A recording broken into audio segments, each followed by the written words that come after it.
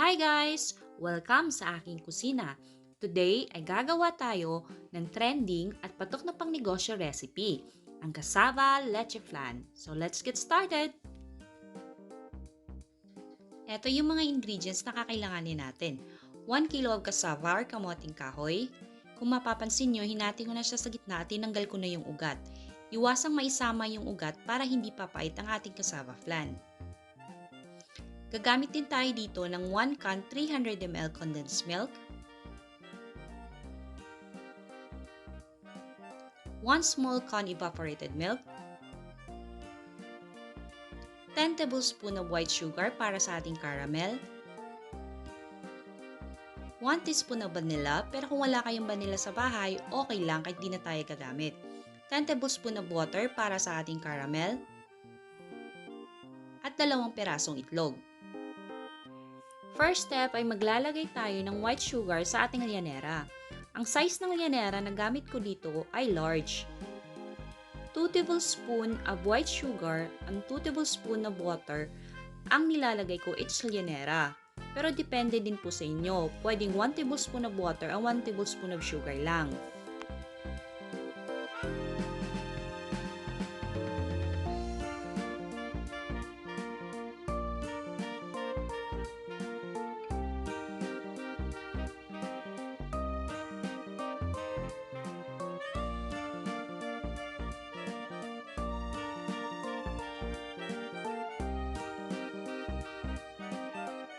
Pagkatapos ay isasalang natin ito sa apoy hanggang sa mag-caramelize ang ating sugar.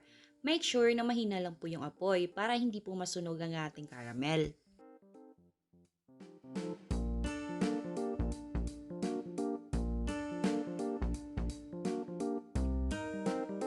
Once na na-achieve nyo na ang ganitong kulay, iset aside na natin ang ating caramel at hayaang lumamig.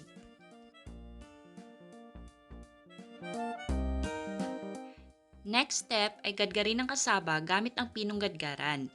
Mas okay kung pino yung gadgaran na gagamitin natin para mas malambot at the same time mabilis maluto ang ating kasaba.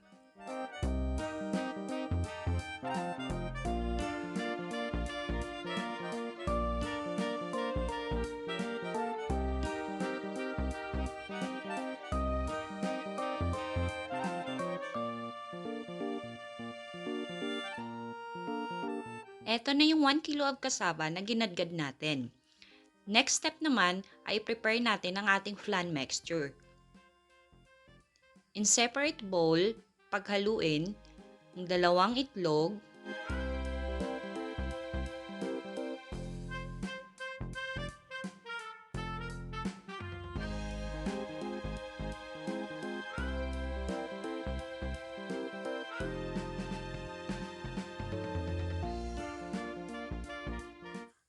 one teaspoon of vanilla extract,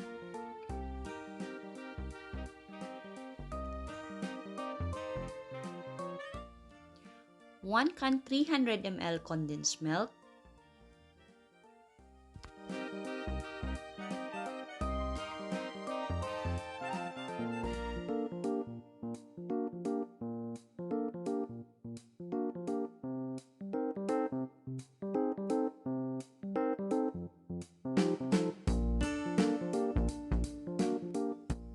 one small can evaporated milk,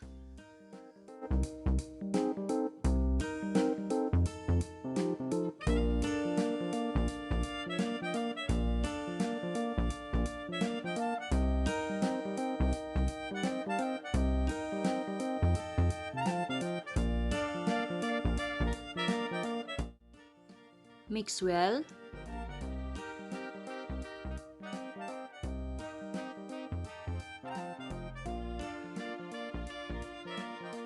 Next ay i-add natin ang ginadgad na kasava sa ating flan mixture.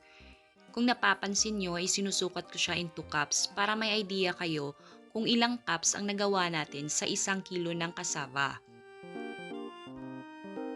Kung nagtataka kayo kung bakit hindi ko napiniga ang ginadgad na kamuting kahoy, hindi na kailangan. Mas magiging malambot at malagkit ang cassava cake pag hindi ito piniga. pero depende din sa inyo kung gusto nyong pigayin.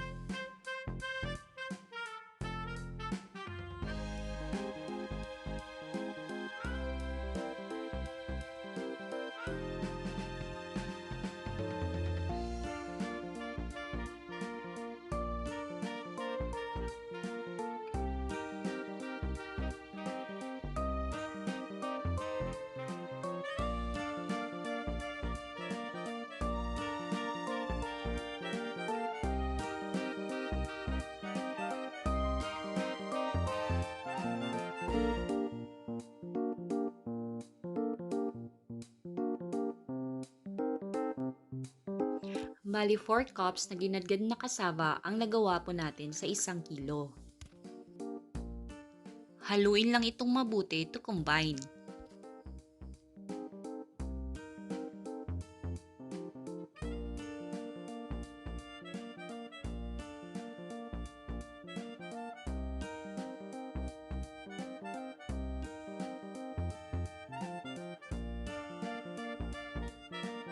Next step ay maglagay ng 1 cup ng cassava flan mixture sa ating prepared llanera.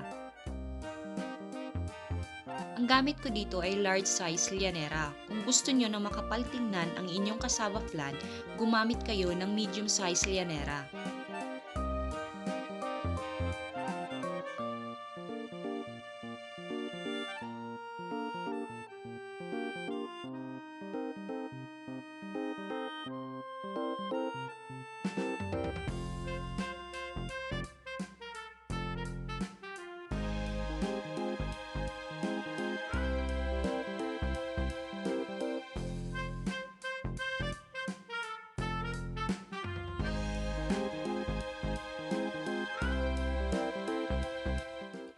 Make sure na kumukulo na yung tubig bago natin i-steam ang ating cassava flan. I-steam ito for 45 minutes to 1 hour over low to medium heat.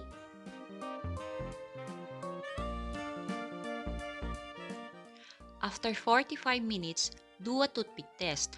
If it comes out clean, then luto na ang ating cassava flan. Hanguin ito sa apoy at hayaang lumamig. Once na malamig na ang ating cassava flan, i-unmold ito from llanera. Out of 1 kilo of cassava, ang nagawa natin ay 6 cassava flan using large size llanera. Pero ang nilalagay ko ay 1 cup ng cassava mixture lang. So kung gusto nyo na makapal tingnan ang inyong cassava flan, ang ilalagay nyo ay 1 3/4 cup ng cassava mixture. Pero ang magagawa nito ay 4 cassava flan lang. So I suggest na ang gagamitin nyo ay yung medium size llanera.